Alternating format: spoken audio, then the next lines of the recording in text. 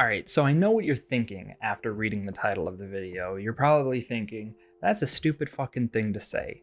And you know what? First of all, that's a fucked up thing to say to me. Alright? I know that I'm just a little dude that lives inside of your computer screen, but I have feelings. And you don't have to insult me like that, okay? And secondly, hear me out before you jump to conclusions, okay? Because here's the thing about Pokemon. Yes, they make video games. I'm not an idiot, okay? I've played the video games. I own most of them. Yes, they're sort of a video game company, or at least Game Freak is, right? But here's the thing that you need to know about them. They don't make video games to sell video games, right? So similarly to how Apple makes commercials, right? You wouldn't say that they're a commercial company. They make commercials, they have commercials, you see them everywhere. But Apple is not a commercial company. Apple sells phones and computers and tablets, right? They don't sell commercials. And so you can say Game Freak is a video game company. Yeah, of course they are. They make video games. But the Pokemon company is not. And the Pokemon company does not care about video games at all.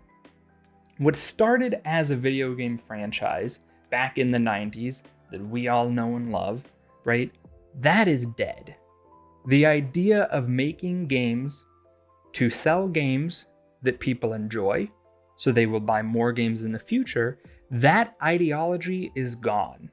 It's just dead. And I think that's where a lot of the hate and the anger and the frustration comes from Pokemon fans that you'll see everywhere. Because we want video games, which I feel like is a pretty reasonable thing to ask, but we're not getting it, and we're probably never getting it. So what is Pokemon trying to sell us? That's a stupid question. You should know that. Merch. It's merch. It's just plushies and maybe cards and definitely t-shirts and apparel, and it's mostly plushies and shit, right? Like that's what Pokemon wants us to buy. And maybe also Pokemon Go, but we'll get to that later. The main thing is just merchandise. So what the video games are is they're not video games. I mean, yes, they're video games, but they're not made as video games. They're marketing. It's just marketing. The point of releasing a new Pokemon game each year, or at least DLC, is that you're supposed to not buy it. I mean, it's good if you buy it, right? Because then the marketing pays for itself. Essentially is what's happening. You're paying for their marketing. But the main thing is that it puts in your mind, it reminds you, Pokemon exists. And I like it.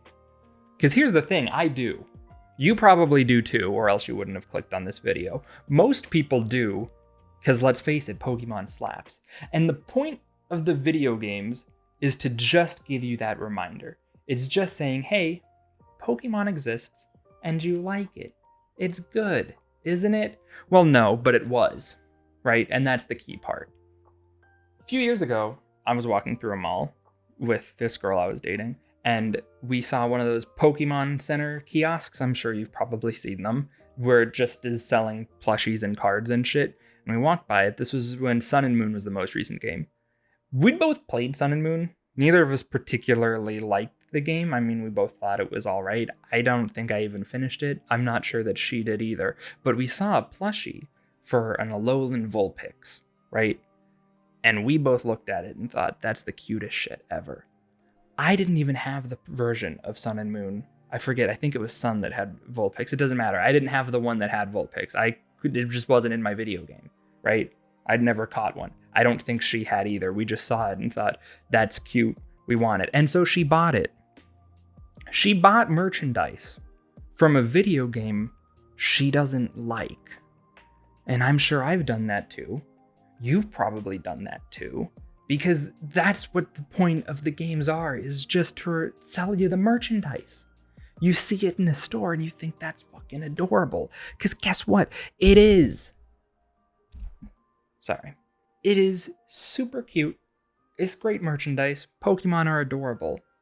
Now, I see this a lot, that people complain about pandering to Gen 1ers. I used to see this a lot, at least.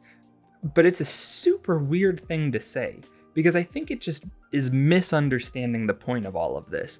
What Pokemon is doing, or the Pokemon Company, I should say, what they're doing from pandering to Gen 1ers is just getting people out there and reminding people about the original 150 Pokemon that everyone likes and loves, right? There's a reason that, like, you see a million different forms of Charizard. You see Pikachu everywhere. You see fucking any of the Gen 1 Pokemon. You see Gengar. People love Gengar. Alakazam, people like Mewtwo, Mew, Ditto, people love that shit, right? Eevee, you see all of those Pokemon, but you don't see any of the like shitty ones that no one really likes. Like, you don't see that much Magnemite stuff. Do you really see that much Magnemite stuff? And I'm not shitting on Magnemite, and I'm not shitting on any of those other Pokemon that aren't as popular, but you just have to recognize they're not pandering to specific games, they're pandering to merchandise. Because that's why in X and Y, when Megas were a thing, all of the most popular Pokemon got Megas. It was so that you'd buy merchandise of either the original because you remember it and you like it, or maybe you'll buy merchandise for this new version. It's the same thought process for all of the different versions of Pokemon. I'm sure, I don't know the list of Dynamax Pokemon. I'm sure that it's similar. I know Pikachu and fucking Charizard have one. Fucking the Alolan forms, the Galarian forms. Sometimes they get a little bit weird with it. I don't really know why they do that. But generally speaking, you're going to see the popular Pokemon are the ones that get new forms, because those are the ones which you'll buy merchandise of, right? And this all is where I think this big disconnect comes from fans and from the games, because you come into the games expecting one thing, which is really just a video game. That's all that you're asking for, but apparently that's too much. But you get something else, which is just marketing materials. That's all that it is.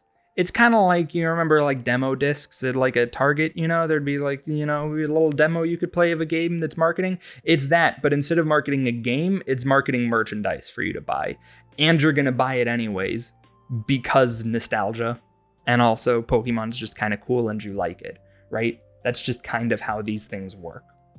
I've also seen people who say that the newer Pokemon games are made for kids or they're not really made for us.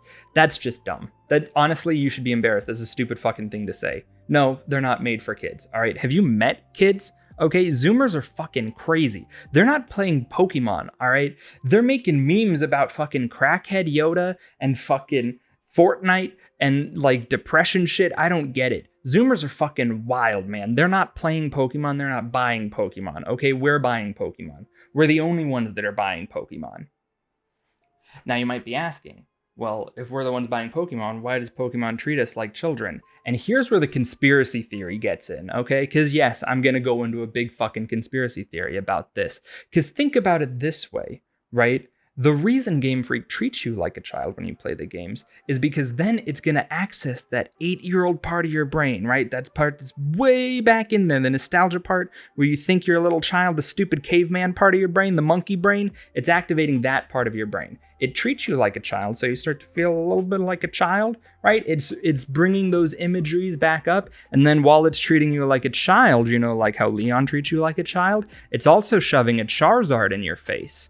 And then it's connecting the two parts, right? It's connecting the part of your brain that's like, oh, you know, a little childlike whimsy, and the part of your brain that's like, Charizard's a dragon, and that's dope. And it's making you want to buy Charizard stuff, okay? I've got a friend who's a psych major, and I'm not going to ask her if any of this stuff is like scientifically valid or makes any logical sense, because I'm sure she'd agree with me. So we'll just move past that and just assume that this is a scientific theory that I'll be submitting for peer review shortly. Another thing I see people talk about, or at least they did talk about when the game was recent, is Let's Go. People talked about Let's Go, like Pokemon Let's Go Pikachu and Let's Go Eevee, in case it's not clear what that means. But they talked about those games as though it was trying to bring the Pokemon Go audience into the mainline Pokemon games. Now that's a stupid fucking thing to say, isn't it? Okay, because just think about it for a second. The Pokemon Go audience spends so much fucking money. That's where all of Pokemon money is coming in from video games. It's all coming from Pokemon Go. That game made them so much money and continues to make them so much money.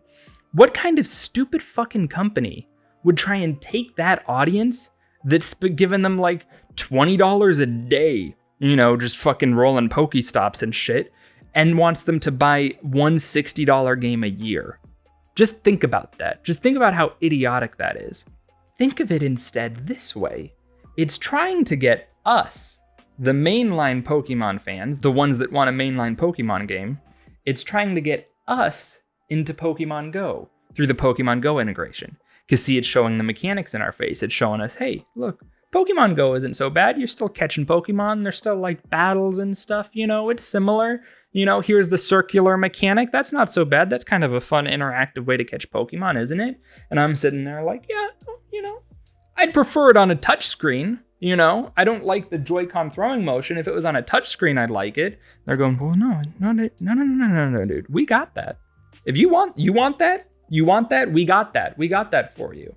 And then you want to catch all the legendary Pokemon because, of course, the mainline fans, we're insane and we want to complete the Pokedex and all of that stupid shit. And in order to get all the Pokemon, you got to get the Melmetal from the fucking Pokemon Go. So you got to re-download the app. You got to go through it. Is it a coincidence that when I re-downloaded the app all those years ago to get the Melmetal for that game, there was also a shiny event happening where you could catch a bunch of shiny Pokemon? I don't remember why this was happening. I don't remember anything about it. All I know is that I got shiny Pokemon in Pokemon Go, which I didn't even think existed. And I'm positive that there are people that converted because of that shit, right? That those people then went on to spend money in Pokemon Go. I don't have numbers in front of me. I'm not a fucking scientist. I'm not a fucking data person. I don't know. I don't have any numbers to back any of this shit up, right? But like, it's gotta be that way, right? It just doesn't make sense for it to go the other way. So that's why Game Freak releases unfinished games. That's why Game Freak releases games on a yearly schedule. And that's why Game Freak releases games that are pretty much the same thing and pretty much universally bad. That's why Game Freak has this big disconnect where they treat us like children and they shove all of these Gen 1 Pokemon that we know and love in our faces, and then they turn around and just try and sell us all merchandise of it, okay? So the bottom line, the point of all of this that I'm trying to say is stop complaining about marketing. That's what you're doing. When you say, Sword and Shield are a bad game, you're just complaining about a commercial, dude, and that's pretty fucking weird.